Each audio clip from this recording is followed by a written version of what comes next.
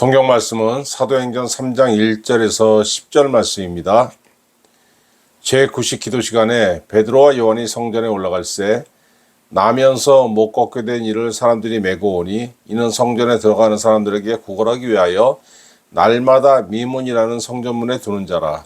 그가 베드로와 요한이 성전에 들어가려 함을 보고 구걸하거늘 베드로가 요한과 더불어 주목하여 이르되 우리를 보라 하니 그가 그들에게서 무엇을 얻을까 하여 바라보거늘 베드로가 이르되 은과 금은 내게 없거니와 내게 있는 이것을 내게 주노니 나사렛 예수 그리스도의 이름으로 일어나 걸으라 하고 오른손을 잡아 일으키니 발과 발목에 곧 힘을 얻고 뛰어서서 걸으며 그들과 함께 성전으로 들어가면서 걷기도 하고 뛰기도 하며 하나님을 찬송하니 모든 백성이 그 걷는 것과 하나님을 찬송함을 보고 그가 본래 성전 미문에 앉아 구걸하던 사람인 줄 알고 그에게 일어난 일로 인하여 심히 놀랍게 여기며 놀라니라. 아멘. 선거철에 꼭 등장하는 구호가 하나 있습니다. 각 후보자들마다 바로 자기 자신이 준비된 후보라는 겁니다. 내가 준비된 후보이기 때문에 나를 뽑아주시면은 우리 지역구가 발전하고 우리 시가 발전하고 우리 도가 발전하고 우리나라가 발전한다, 이렇게 유세들을 합니다. 여러분, 그렇게 외치는 그 후보자들이 정말로 준비된 자들인지는 알 수 없지만 한 가지 확실한 건 뭐냐면은 준비된 사람이 당선되어야만 제대로 일을 해가지고 사회가 발전하고 나라가 발전한다는 겁니다. 그럼 여러분, 누가 준비된 사람입니까? 어떤 분야에서든지 그 분야에서 요구하는 지식과 기술과 경험이 있습니다. 그 사람이 그 분야에서 요구하는 일을 할 수 있잖아요. 그렇기 때문에 그 분야에서 요구하는 지식과 기술과 경험을 가진 사람이 바로 그 분야에 준비된 사람입니다. 여러분, 우리는 성도죠. 하나님의 백성이고 하나님의 자녀이고 하나님의 종입니다. 우리 성도는 두 가지 신분이 있어요. 땅에 속해 있고 하늘에도 속해 있습니다. 우리는 땅에 속해 있기 때문에 이 땅의 삶을 유지하기 위해서 정말로 여러 가지 공부를 하고 지식을 쌓고 경험을 쌓으면서 자신의 삶을 준비하고 그 준비된 것에서 여러 가지를 우리가 얻어가지고 이 삶을 살아갑니다. 그런데 우리의 신분은 또 뭐냐면은 하늘에 속한 자예요. 하나님 나라의 사역에 준비된 자여야 합니다. 그러면은 우리 성도는 무엇을 어떻게 해야지만 하나님 일에 준비된 자가 되어서 하나님께 쓰임받을 수 있을까? 본문에서 그 답을 한번 살펴보겠습니다. 하나님께 쓰임받는 사람은 어떤 사람이냐면은 오늘 본문 말씀에서 이렇게 딱 보면은 성전 중심의 삶을 사는 사람입니다. 성전에 가는 목적은 뭐냐면은 오늘 본문에 보니까 기도하기 위함이에요. 유대인들은 정해진 시간에 기도했습니다. 그리고 유대인들이 기도 시간은 당시 시간으로 3시, 9시, 12시였습니다. 지금 시간으로 환산을 하려면 6을 더하면 돼요. 그러니까 3시, 9시, 12시니까 오전 9시, 오후 3시, 오후 6시에 성전에 가서 유대인들이 기도했습니다. 베드로와 요한은 예루살렘에 거하면서 그 정해진 시간마다 성전에 가서 기도했습니다. 근데 여러분, 우리가 한번 생각해 볼 것은 예루살렘에 거주하는 모든 유대인들이 그 시간에 기도했을까요? 그렇지는 않았을 겁니다. 기도에 열심이 없는 사람이 훨씬 많죠. 기도에 열심히 있는 사람이 그 전체 인구의 몇이나 됐겠습니까? 유대인들 중에서 10%, 20% 아마 그 정도 안 됐을 겁니다. 그랬다면은 성전에 사람들이 들어갈 자리가 없었을 겁니다. 그러면은 그 적은 인원이 성전에 나왔다는 것인데, 그럼 성전에 나온 모든 사람들이 다 열심히 기도했을까? 그렇지는 않을 거예요. 그 나온 사람들 중에서는 정말로 기도하기 위한 목적보다도 기도하는 척, 그러니까 내가 경건하다는 것을 나타내기 위해서 나온 자들도 상당했을 거예요. 주님이 그 마태복음 6장에서 기도의 위선자에 대해서 뭐라고 하시지 않습니까? 너희는 기도할 때 외식하는 자와 같이 하지 말라. 그들은 사람에게 보이려고 회당과 큰 거리 여기에 서서 기도하기를 좋아하느니라. 기도의 위선을 떠는 사람들이 많았다는 겁니다. 그리고 성전은 또 사람들이 어쨌든 많이 모이는 곳이기 때문에 그 사람들을 상대로 장사하러 온 사람들도 있을 것이고, 오늘 본문에 나오는 안전뱅이 거지처럼 구걸하기 위해 온 거린들도 있었을 거예요. 성전에 오는 사람들은 많았지만 목적이 서로 달랐고, 이 사람들이 성전에 들어가지 않고 성전 입구에 있었던 겁니다. 기도하는 사람만이 성전에 들어간 거예요. 베드로와 요한 두 사도가 기도하기 위해서 성전에 갔을 때에 성전에 미문에 앉아서 구걸하면 그 나면서부터 안전뱅이인 거지와 마주쳤습니다. 두 사도가 곁에 오니까 그 거지가 두 사도에게 구걸하기 위해서 쳐다봤습니다. 그리고 두 사도는 그를 바라보면서 그에게 깊은 관심을 보였습니다. 베드로가 그 거지에게 뭐라고 했습니까?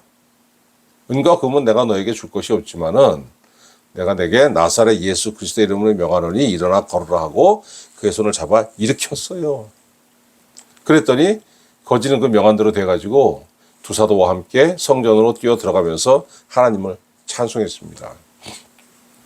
여러분, 여기서 우리가 주목해야 될 게 뭐냐면은 베드로와 요한은 예루살렘에 거주하는 동안은 매일 성전에 나가서 하루 3번 성전에 나가서 기도했다는 겁니다. 그리고 그 안전뱅이 거지는 매일 그 자리에 와서 구걸하던 사람이었습니다. 오늘 처음 마주치는 것이 아닙니다. 거지는 항상 그 자리에 있었고, 베드로와 요한은 정해진 시간에 항상 하루에 3번 성전에 왔다 갔다 했지만은 서로 그냥 무심코 지나친 거예요. 그런데 이때에 성령께서 두 사도에게 그 거지에게 관심을 갖게 하신 겁니다. 왜? 성령께서 그 안전뱅이 거지를 고쳐주시기 위해서 두 사도로 하여금 그 거지에게 관심을 갖게 한 거예요. 여러분, 성전에 나온 사람들이 참 많았지만은 기도하는 사람은 아까 말씀드린 대로 소수였던 겁니다. 자기의 나 기도하는 사람이야, 나 경건한 사람이야, 이걸 나타내기 위해서 기도는 하긴 하죠. 근데 마음으로 기도하는 것이 아니고 기도의 폰만 잡는 사람들도 있었고, 장사하기 위해서 나온 사람도 있었고, 구걸하기 위해서 나온 사람도 있었고, 진실로 기도하는 사람은 그 중에 소수였다는 거예요. 누구에게 성령께서 역사하셨습니까? 진실로 기도하는 사람들, 두 사도 베드로와 요한에게 성령께서 역사하셔가지고 하나님께서 고쳐주시기를 원했던 그 안전뱅이 거지를 고쳐주셨다는 겁니다. 여러분, 그러면 여기서 우리가 생각해 봐야 되는 게 뭐냐면은, 왜 성령은 하나님의 일을 하시면서 기도하는 자를 쓰실까? 여러분, 하나님의 일을 누가 합니까? 하나님께서 하시지만은 그걸 실제적으로 행하는 도구는 누구예요? 사람입니다.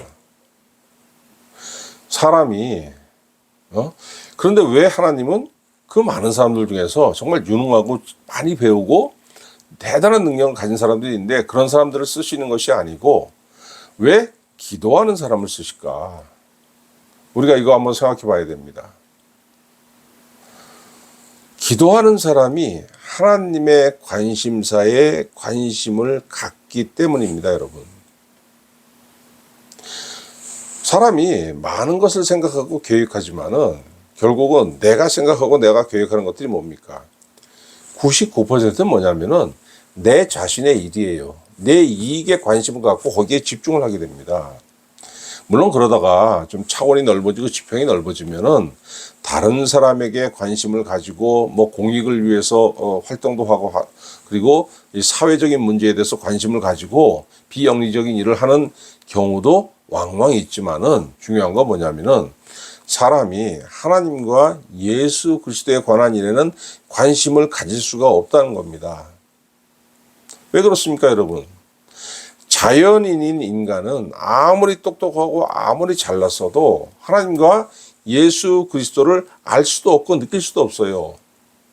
여러분, 가끔 천재들이 있지 않습니까? IQ가 150, 160, 170, 180 되고 스티븐 호킹 같은 경우는 200이 훌쩍 넘어버린다 그랬고, 뭐 어떤 사람은 무슨 뭐 사실인지 아닌지 모르지만 IQ 300인 사람도 있다고 제가 어느 그 인터넷에서 본 적이 있는데 그 실제인지 모르겠습니다. 사실인지는. IQ 300이면요. 이거는 정말 대단한 거예요. 그런데 천재라고 하는 천재일수록 그 사람들이 결론 내는 게 뭔지 아십니까? 하나님 없다는 거예요. 그리고 일반인은 알아들을 수 없는 우주에 관한 일들을 그렇게 얘기를 하는데 거기에는 하나님이 없습니다, 여러분. 뭘 의미하는 겁니까? 사람은 아무리 똑똑하고 아무리 잘났어도 하나님을 알 수도 없고 하나님을 느낄 수도 없다는 거예요. 그렇기 때문에 우리가 하나님의 일에 관심을 가질 수 없는 거예요. 여기서 말하는 우리는 누굽니까? 자연인인 사람, 구원받지 못한 사람, 성령이 함께 하시지 않는 이런 자연적인 사람은 하나님의 일을 알 수도 없고 관심을 가질 수도 없는 겁니다. 그런데 여러분, 성령을 받는다는 게 뭡니까? 성령은 누구예요? 하나님의 영입니다. 성령을 받는다는 것은 성령이 내 안에 들어오시는 겁니다. 누가 들어오는 겁니까? 나와 차원이 다른 하나님의 영이 내 안에 들어오는 거예요. 나는 절대 하나님에 대해서 알 수도 없고 느낄 수도 없지만은 내 안에 들어오신 성령으로 말미암아서 내가 하나님의 일에 관심을 가질 수 있고 하나님의 일에 대해서 하나님의 일에 대해서 내가 관심을 갖고 하나님 내가 이것 하겠습니다. 서원도 하고 그것을 이루기 위해서 기도도 하는 거예요. 그래서 여러분, 성령이 나에게 임했더니 내 이익을 넘어서 하나님의 이익이 걸린 일에 관심을 갖게 된다는 겁니다. 그래서 오늘 보면은 이 안진뱅이 거지가 구원을 받은 것은 하나님께 이익이 되는 일이에요. 뭐 사람한테 무슨 이익이 되겠습니까? 물론 그 가족들은 그 안진뱅이 거지의 그 가족들에게는 엄청나게 기쁜 일이겠지만은 그 몇 명 빼고 누구에게 그게 기쁜 일이겠습니까? 아무 도움이 안 돼요. 그 안진뱅이 거지가 하나 났다고 해가지고 그 지역에 무슨 경제가 발전하는 것도 아니고 그 지역에 무슨 뭐 돈벼락 맞는 것도 아니고 그런 일 없습니다. 그런데 왜 안진뱅이 거지 하나가 낳은 것이 왜 하나님한테 이익이냐면요. 여러분, 유대인들은 병을 어떻게 생각했냐면은 죄의 결과로 보았습니다. 요한복음 9장 1절에 보니까 이런 말씀이 있어요. 예수께서 길을 가실 때에 날 때부터 맹인된 사람을 보신지라. 제자들이 물어 이르되 랍비여, 이 사람이 맹인으로 난 것이 누구의 죄로 인함이니까? 자기니까 그의 부모니까. 이거 얼마나 여러분 이거 끔찍한 생각이에요. 이게 제자들뿐만이 아니고 그 동서양을 넘어서 이런 생각하는 사람 많죠. 얼마나 죄를 많이 지었으면 아이고 저런 일을 당할까부터 시작해서 아이고 조상의 무슨 뭐 우리 조상의 음덕 많이 따지지 않습니까? 믿지 않는 사람들 그 조상의 뭘 덕을 쌓으면 후손이 잘 되고 조상의 덕이 아니고 무슨 원한을 많이 쌓았더니 그 후손이 그냥 망했더라 뭐 이런 거 많잖아요. 이런 생각하는 사람들. 유대인들도 똑같은 사고방식을 가졌다는 거예요. 그렇기 때문에 날 때부터 안진뱅이였고 그래서 그 구걸밖에 할 수 없는 그 사람을 바라보고 유대인들이 어떻게 생각하겠습니까? 아이고 너도 참 죄덩어리구나. 또 네 조상이 얼마나 죄가 많으면 네가 그런 저주를 받았겠노 해가지고 부정한 사람으로 취급했다는 거예요. 그러니까 어떻게 되는 겁니까? 사회에서 버림받은 거예요.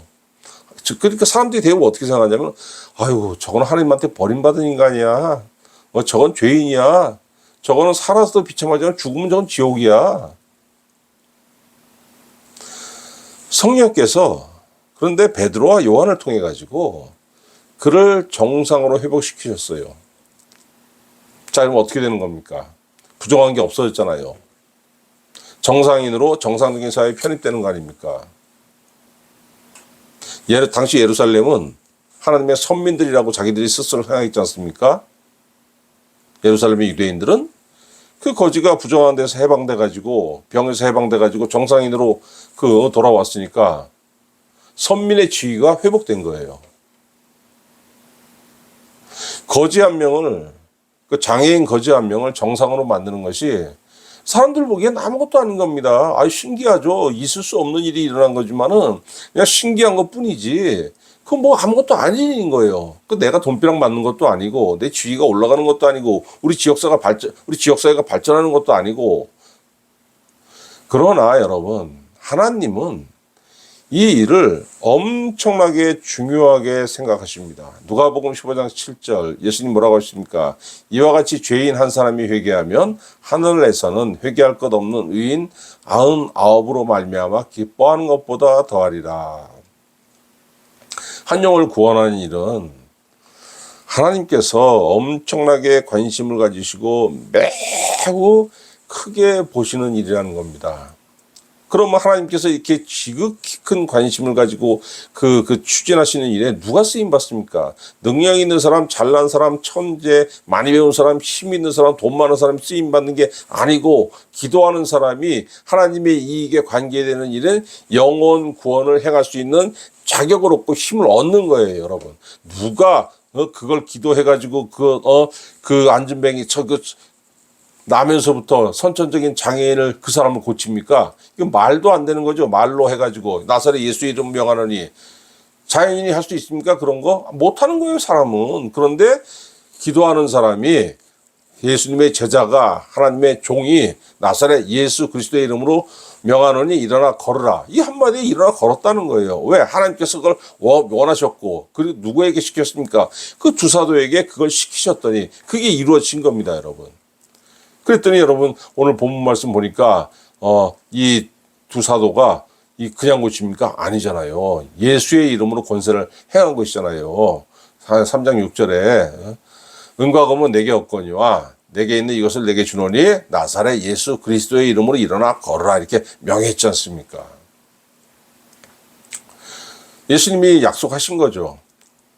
부활하시고 난 후 하늘로 올라가시기 전에 마가복음 16장 17절 믿는 자들에게는 이런 표적이 따르리니 곧 그들이 내 이름으로 귀신을 쫓아내며 새 방언을 말하며 뱀을 집어 올리며 무슨 독을 마실지라도 해를 받지 아니하며 병든 사람에게 손을 얹어 나으리라 이렇게 말씀하셨습니다.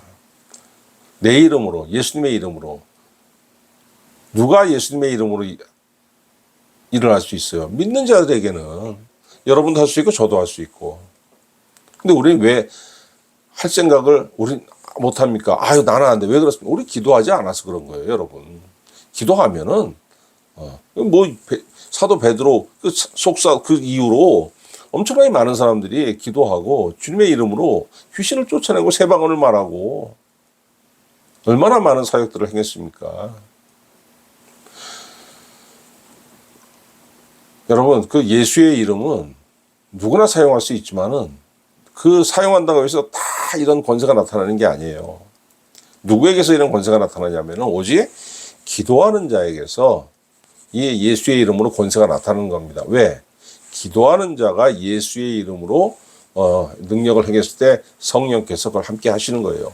사도행전 19장 11절에 보니까 이런 아주 놀라운 말씀이 있습니다. 하나님이 바울의 손으로 놀라운 능력을 행하게 하시니 심지어 사람들이 바울의 몸에서 손수건이나 앞치마를 가져다가 병든 사람에게 얹으면 그 병이 떠나고 악귀도 나가더라.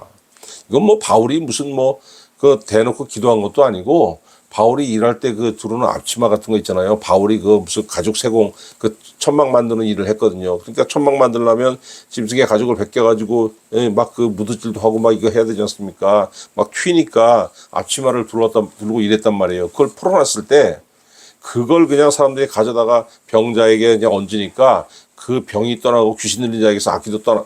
얼마나 기도 많이 했고 얼마나 성령이 함께 하시면은 사도 바울을 통해 그 사도 바울의 어떤 그 소지품을 통해서 그런 일이 일어났겠습니까? 그런데 그걸 보고서 14절부터 이런 사도행전 19장 14절부터 거기에 대비해서 또 이런 말씀이 있습니다. 유대의 한 제사장 스게와의 7 아들도 이 일을 행하더니 악귀가 대답하여 이르되 내가 예수도 알고 바울도 알거니와 너희는 누구냐 하며 악귀 들린 사람이 그에게 뛰어올라 눌러 이기니 그들이 상하여 벗은 몸으로 그 집에서 도망하는지라. 스게와라는 유대 제사장의 7 아들도 이 일을 행했는데 능력이 나타나기는커녕 귀신 들린 사람에게서 귀신이 나가는 게 아니고 오히려 귀신 들린 사람이 힘을 내가지고 스게와의 아들 7명을 그냥 때리고 그랬다는 거 아닙니까? 그때 7명이 도망갔대요. 여러분 이게 스기와 그 유대의 한 제사장 스기와라고 나와 있잖아요. 이게 지금 그 제사장을 행하는 사람이 아니고 제사장 출신 무당이에요. 스기와가. 무당이 예수의 이름으로 그 사도 바울의 그 사도 바울이 예수의 이름으로 별 희한한 능력을 행하니까 무당이 놀란 거죠. 와, 예수의 이름이 뭐지? 와, 내가 예수의 이름으로 정을 해도 무슨 신기한 일이 일어날래나? 야, 내가 저거 반만 행해도 대박이겠다. 돈 엄청 벌겠는데, 저거 한번 고쳐주고 막 그냥 1,000만 원씩 내라 그러고, 복채 내라 그러고, 그럼 되겠는데, 이런 생각을 하고 있었던 거예요. 지금도 뭐, 그렇지 않습니까? 천주교회 그 사제하다가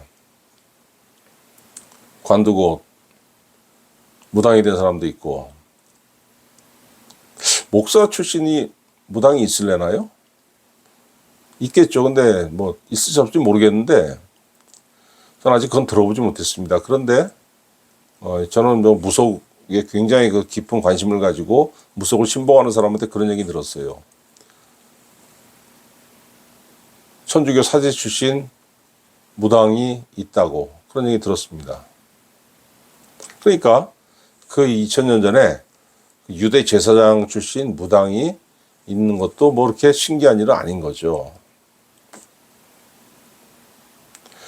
그래서 여러분, 예수의 이름으로 이런 일을 행할 수 있다는 것은 그 사람이 얼마나 기도를 많이 했고 성령이 그와 함께 하신다는 것을 얘기해 주는 겁니다.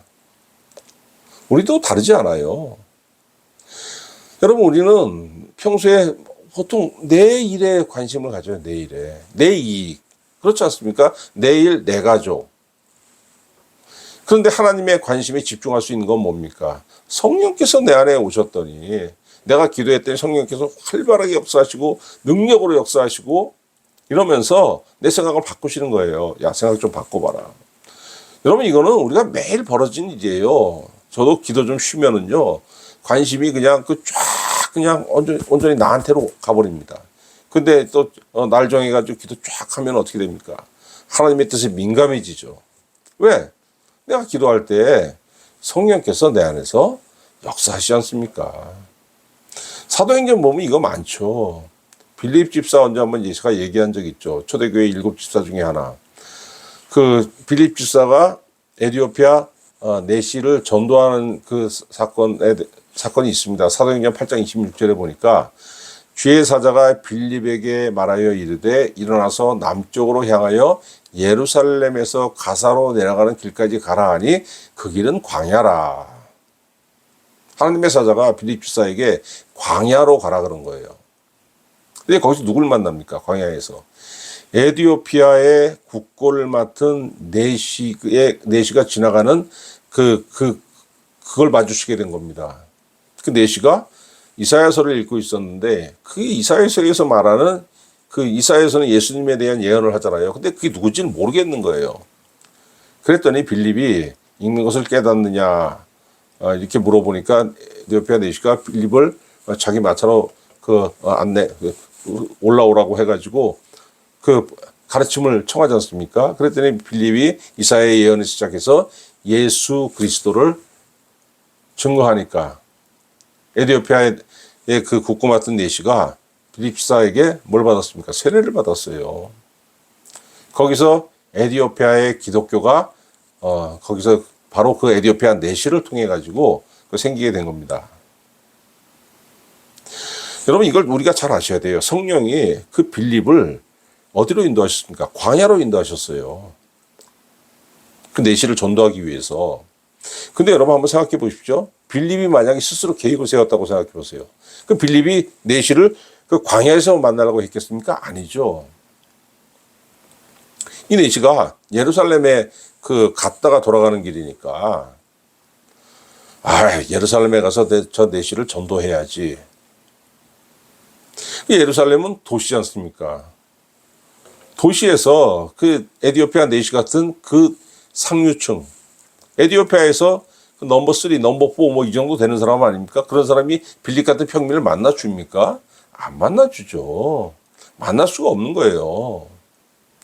그런데 성령께서 모든 걸 계획하시고 빌립을 어디로 인도하십니까? 광야로. 광야에서는 순조롭게 만나게 됐고 전도할 수 있게 된 거예요. 또 베드로와 또 고넬료의 사건이 있지 않습니까? 사도행전 10장으로 가면은 베드로는 오리지널 유대인이에요. 그래서 이방인하고 상종하는 것을 꺼려했습니다. 왜? 보는 사람 눈이 있기 때문에. 당시에 유대인과 이방인이 교제하는 것은 유대인의 율법을 위반하는 아주 엄중한 행위였습니다. 그런데 베드로가 기도하다 보니까 예수님이 환상을 보여주시고 그 베드로를 이방인 백부장 고넬료의 집에 보내시지 않습니까? 그 베드로가 순종해가지고 고넬료의 집에 가서 고넬료와 그 식솔들과 그 친구들에게 예수 그리스도를 증거했습니다. 그랬더니 복음을 들을 때에 그 자리에 모여있던 이방인들에게 성령이 임했습니다. 사도행전 10장 44절에 보니까 베드로가 이 말을 할 때 성령이 말씀 듣는 모든 사람에게 내려오시니 베드로와 함께 온 할례받은 신자들이 이방인들에게도 성령 부어 주심으로 말미암아 놀라니 이는 방언을 말하며 하나님 높임을 들음이로라. 이방인을 구원하는 일에 하나님은 베드로를 사용하셨어요. 그런데 베드로한테 자의적으로 맡기면 베드로는 절대로 하지 않을 일이었습니다. 그런데도 베드로는 하나님께서 말씀하시니까, 예수님 말씀하시니까 순종했습니다. 왜? 기도의 사람이니까. 여러분, 기도가 얼마나 중요한 거냐면은 사도 바울이 강조한 게 있어요. 데살로니가전서 5장 16절 항상 기뻐하라, 쉬지 말고 기도하라, 범사에 감사하라. 이것이 그리스도 예수 안에서 너희를 향하신 하나님의 뜻이니라. 여러분, 기뻐함과 감사함 그리고 기도, 이 세 가지를 말씀하셨는데 기도 없이는 기뻐함도 없고 기쁨이 없어요. 기도 안 하는데 무슨 기쁨이 있습니까? 영적인 기쁨은 없어요. 기도 안 하면은. 감사가 나옵니까? 안 나오죠. 기도 쉬어보세요. 원망만 나오죠. 짜증만 나고 욕만 나옵니다. 속으로.